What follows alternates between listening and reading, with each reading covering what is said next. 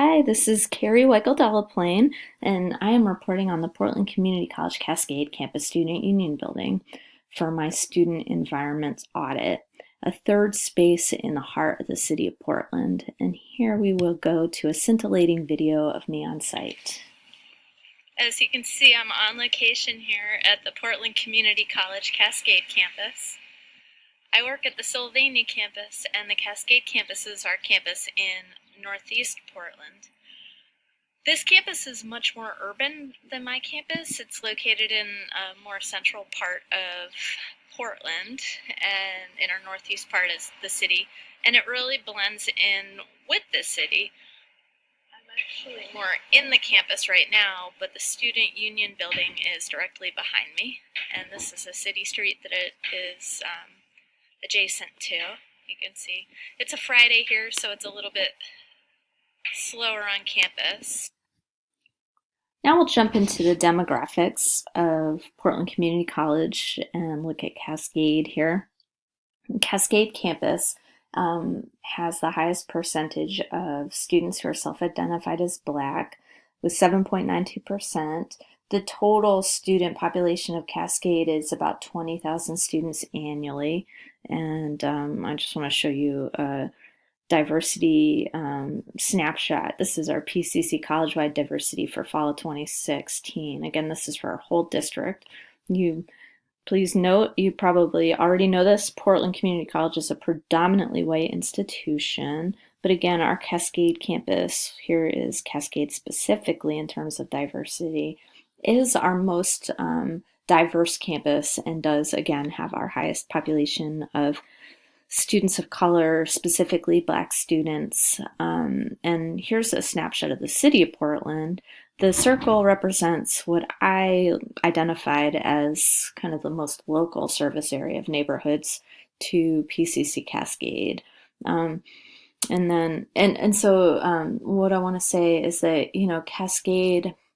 the Cascade campus just in the Union building, you'll see this throughout my presentation, has just done this incredible job, in my opinion, of really saying to students, both in the space, not always in the space, and we'll talk about that, but just in the messaging, in the environment, in so many ways, you're welcome here, you matter.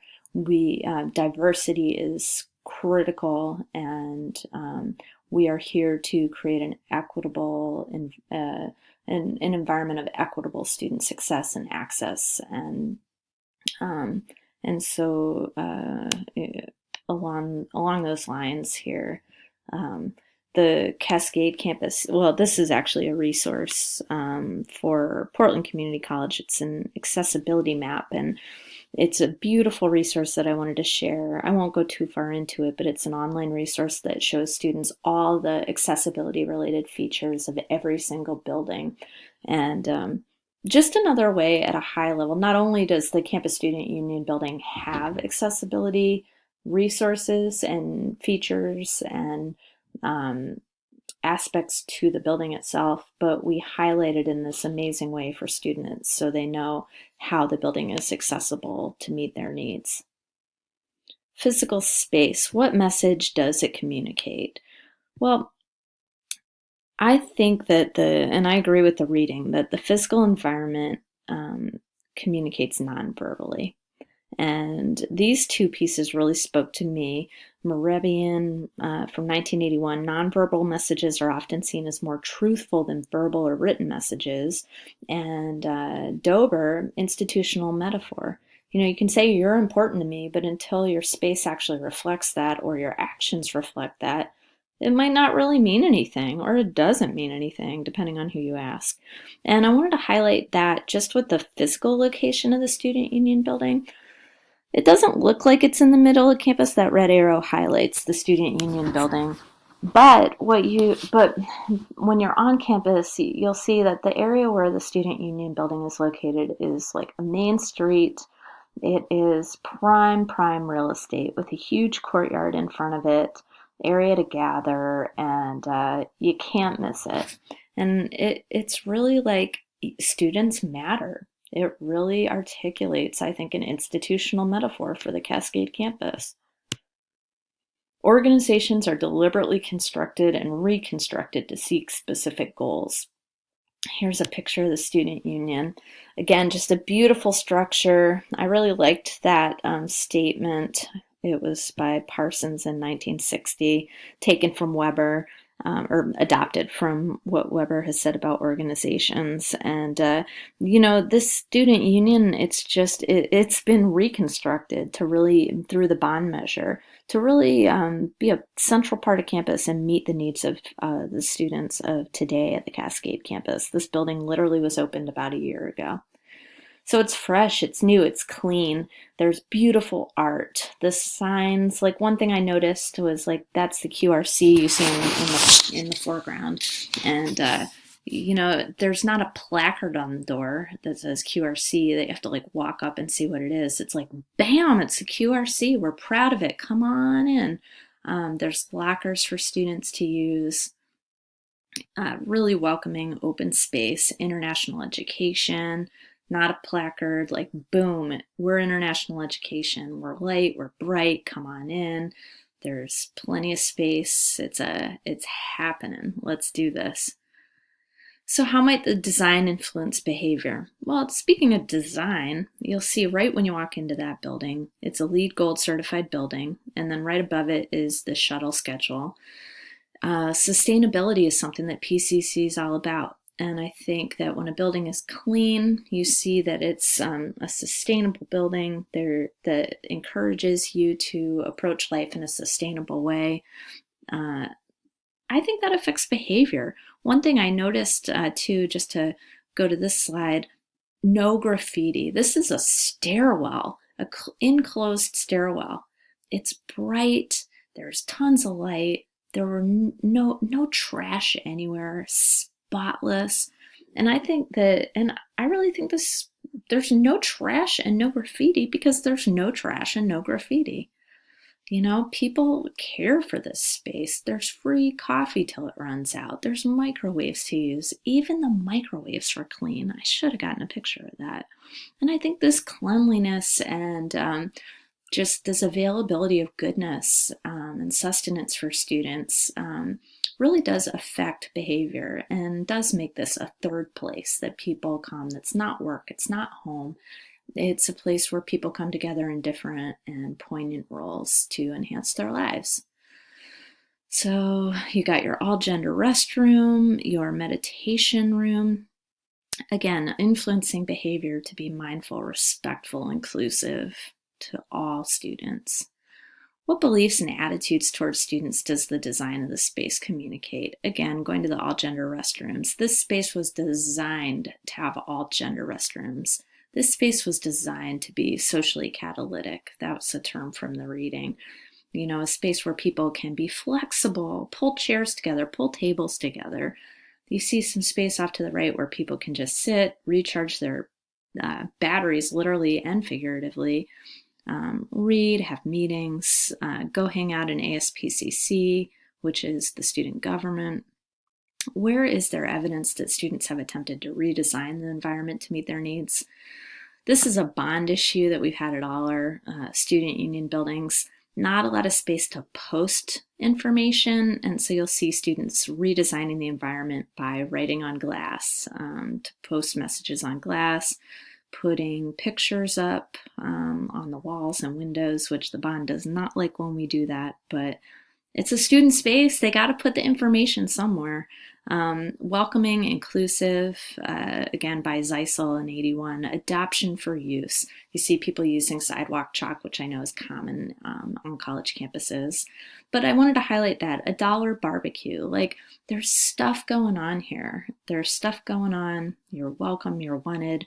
There's ways for students who have food insecurity to get coffee, get food. All right, here we go. What messages of encouragement and or discouragement are observable? Everywhere I looked, I would say, there was evidence of what Schlossberg called a positive sense of mattering. Again, going back to the food thing, goodies for cheap, cash only. You can get stuff super cheap to eat. Pizza, drinks, snacks, really inexpensive, cheaper than what's offered at the cafeteria through the student government. The relative location of rooms can also influence social contacts and therefore indirectly predispose some individuals to safety risks. Well, this was a little discouraging.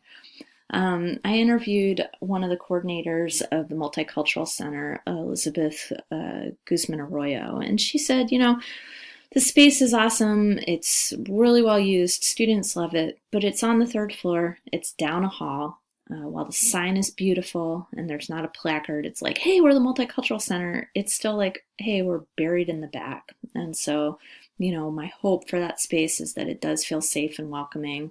However, I think the design does leave a little bit to be desired in terms of having the Multicultural Center up on the third floor down a kind of narrow hallway.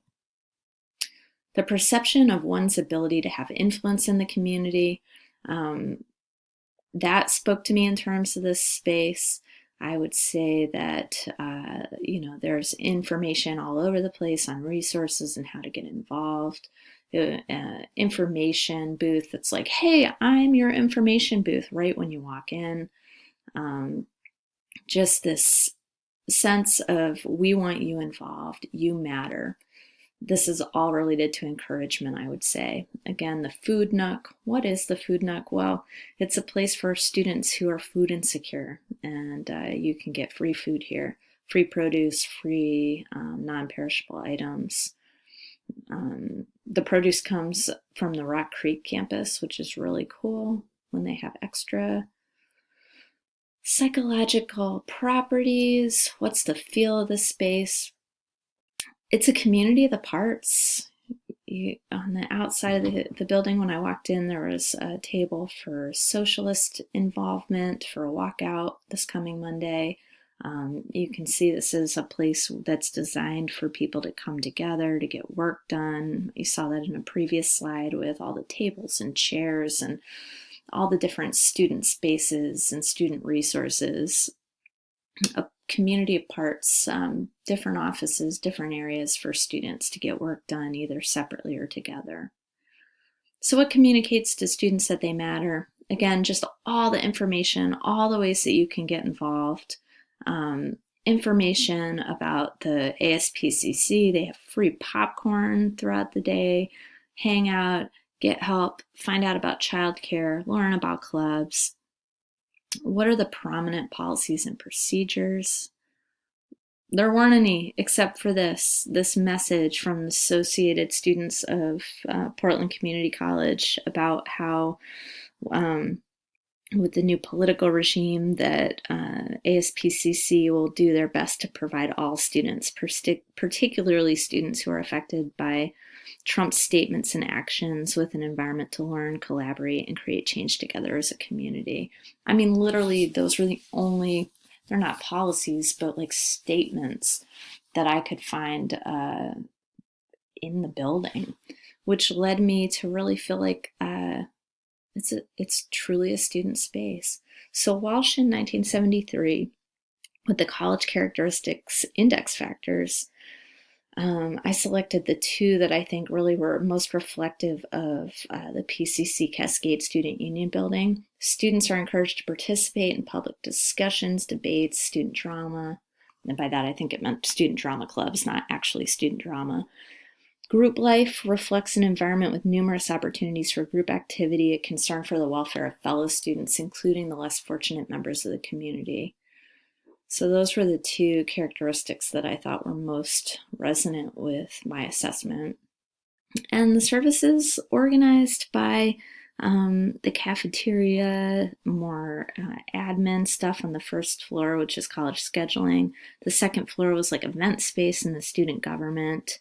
And the third floor were the resource centers and the prayer space. The students hold the authority. Things get done by student involvement. The space had the different areas where students could go be a part of community or more common spaces. I think it had a really nice flow, except for the fact that those resource centers were on the top floor, which could send a message of being separate, and yet it still had a welcoming feel. Yeah. The idea that was presented was that we see you, we appreciate you, and we value you.